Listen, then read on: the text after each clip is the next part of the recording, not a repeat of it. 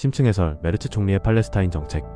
프리드리 메르츠 독일 총리의 팔레스타인 정책은 이스라엘의 안보를 독일의 최우선 가치로 여기면서도 가자지구 내 인도주의적 위기와 이스라엘의 군사 작전에 대해 비판적인 입장을 표명하고 있는 것으로 보입니다. 이를 통해 가자지구 사태에 대한 국제사회의 우려와 내부의 압박을 반영하여 미묘한 균형을 추구하고 있습니다. 주요 정책 기조는 다음과 같습니다. 첫 번째, 이스라엘 안보를 최우선으로 하는 국가이성. 독일은 제2차 세계대전 당시 나치 정권의 유대인 학살이라는 역사적 배경 때문에 이스라엘의 안보를 자국의 국가이성으로 규정하고 있습니다. 이는 이스라엘에 대한 독일의 외교 정책에서 가장 중요한 원칙입니다. 이러한 틀 안에서 메르츠 총리는 이스라엘과의 오랜 우호 관계를 강조하며 이스라엘의 자위권을 지지합니다. 그는 이스라엘을 우리 모두를 위해 더러운 일을 하는 동맹국으로 표현하기도 했는데, 이 발언은 국내외에서 논란을 불러일으켰지만 이스라엘에 대한 확고한 지지를 보여주는 예라 할 수 있습니다. 그렇기에 팔레스타인 국가 승인에 대한 신중론을 펼치고 있는데, 7월 28일에는 프랑스와 달리 독일은 팔레스타인을 단기적으로 국가로 인정할 계획이 없다고 밝힌 바 있습니다. 이는 두 국가 해법이 실현되기 위한 최종 단계이며, 현 상황에서 팔레스타인을 승인하는 것은 안정적인 거버넌스가 부재하고 이스라엘과의 지속적인 분쟁이 진행 중인 상황을 고려할 때 시기상조라는 입장입니다. 두 번째, 가자지구 인도주의적 위기에 대한 비판 및 대응. 이스라엘의 안보를 중시하면서도 메르츠 총리는 가자지구의 심각한 인도주의적 위기에 대해 강한 우려를 표명하고 있습니다. 메르츠 총리는 이스라엘의 가자지구 군사작전이 더 이상 용납될 수 없다고 공개적으로 비판했습니다.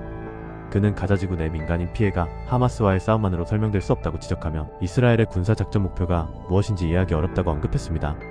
팔레스타인 국가 승인 거부를 발표한 7월 28일 코르넬리우스 독일 정부 대변인은 이스라엘은 가자지구의 끔찍한 인도주의적 상황을 즉각 개선해야 하며 고통받는 민간인들에게 존엄있고 긴급한 지원을 제공할 수 있도록 해야 한다고 인도주의적인 면에서 이스라엘의 비판을 가한 바 있습니다. 이러한 발언들은 이스라엘에 대한 독일의 전통적인 태도와는 다소 차이가 있어 주목할 만합니다. 이와 더불어 독일은 가자지구에 대한 인도주의적 지원을 확대하고 있습니다. 특히 육로를 통한 구호품 전달이 어려워지자 요르단과 협력하여 가자지구의 구호품을 공중으로 투하하는 작전을 펼치는 등 적극적인 자세를 보이고 있습니다.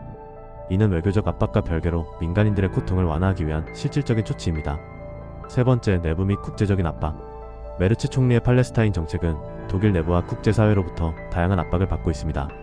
메르츠 총리가 이끄는 연정 내 일부 인사들은 이스라엘에 대해 더 강경한 입장을 취할 것을 요구하고 있습니다.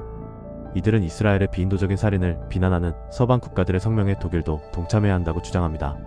독일은 영국, 프랑스 등 여러 유럽 국가들과 달리 팔레스타인 국가 승인 문제에 대해 신중한 태도를 취하고 있으며 가자지구 휴전과 민간인 구호를 촉구하는 공동성명에 미국과 함께 불참하기도 했습니다. 이로 인해 팔레스타인 문제에 있어서 외교적으로 고립될 수 있다는 우려가 제기되고 있습니다. 결론적으로 프리드리 메르츠 총리의 팔레스타인 정책은 이스라엘과의 확고한 동맹을 유지하면서도 가자지구 사태에 대한 국제사회의 우려를 반영하여 인도주의적 지원을 확대하고 이스라엘의 군사작전에 대해 비판적인 목소리를 내는 양면적 접근을 취하고 있습니다. 이는 이스라엘의 안보를 최우선으로 하되 복잡한 중동 정세와 국내외 여론의 압력을 동시에 고려해야 하는 독일 정부의 고충을 보여주는 것이기도 합니다.